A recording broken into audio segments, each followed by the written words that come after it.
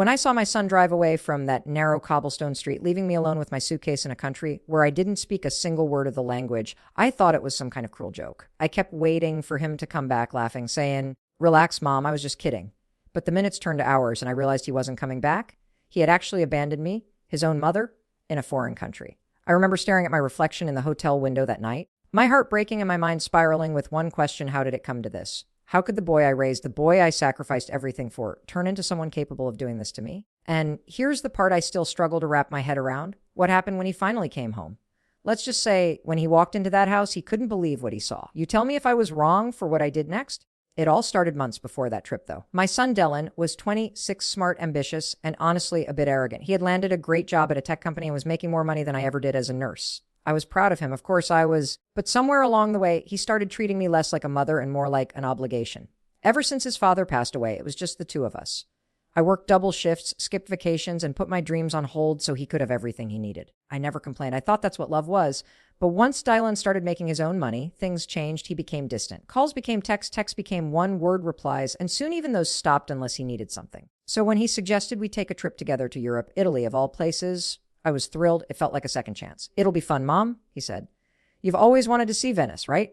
I started crying right there on the phone. I thought maybe he missed me, that he wanted to reconnect. I spent weeks preparing, looking up landmarks, practicing basic Italian phrases, buying a little travel journal to document everything. I even used some of my savings to buy new clothes so I wouldn't embarrass him, as he often joked. The trip started off fine, I guess. The flight was long, but I was just happy to be there with him.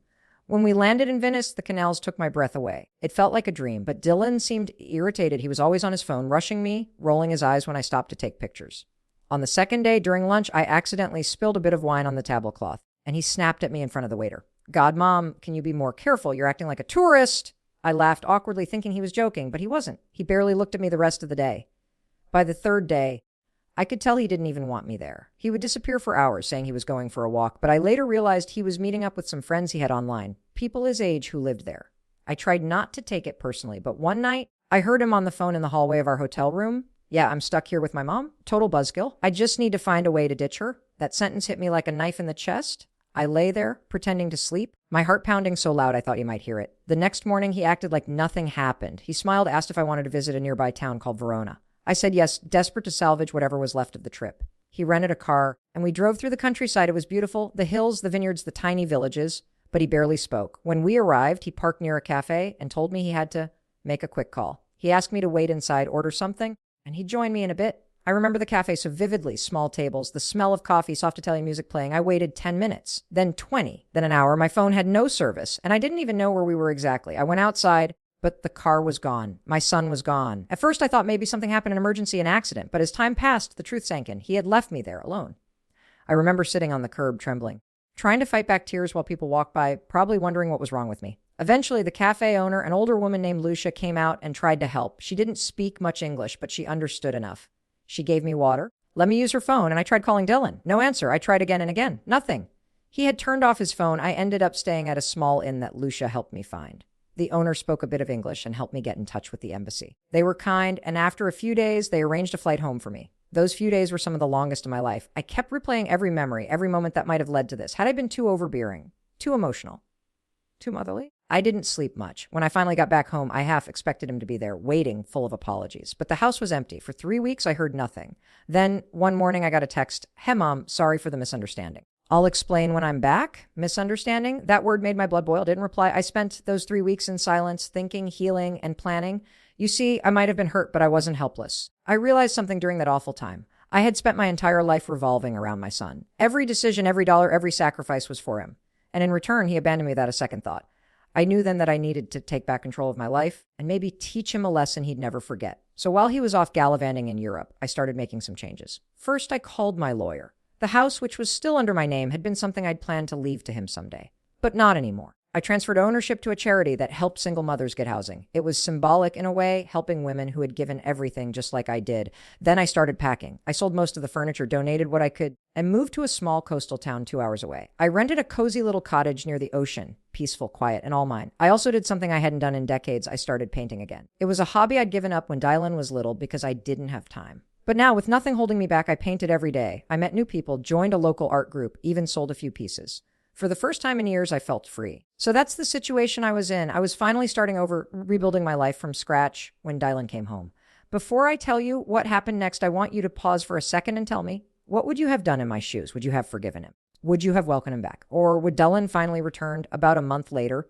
He expected everything to be exactly as he left it. He still had a key to the house, after all. I know this because he called me, furious, saying, Mom, what the hell? Where's all the furniture? Why is there some other family living here? I could almost hear the panic in his voice. I told him calmly, that's not your house anymore. Dylan, silence. Then he started yelling, demanding explanations, saying I had no right. I told him I had every right. You left me in another country, Dylan. You abandoned me. You made your choice. I just made mine. He tried to play the victim, saying it was a miscommunication that he thought I wanted to explore on my own. I laughed, explore on my own, without a phone money or even knowing where I was. Do you think I'm stupid? He didn't have an answer. Finally, I told him where I was living now and said he could come talk in person if he wanted closure.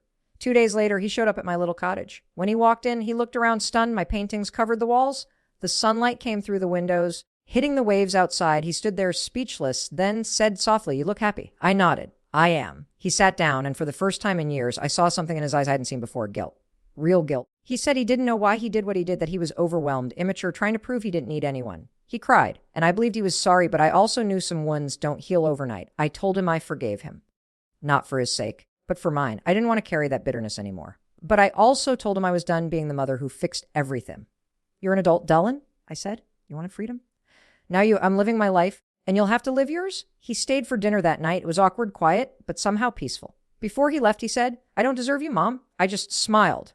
Maybe not. But now you know how it feels to be left behind. In the months that followed, our relationship changed. We talked sometimes, but it was different, healthier, more distant, and I liked it that way. I wasn't his safety net anymore, and he knew it. He eventually apologized again, more sincerely this time, and I could tell he meant it. But I didn't move back. I stayed in my little cottage, painting, walking by the beach, living a life that finally felt like mine.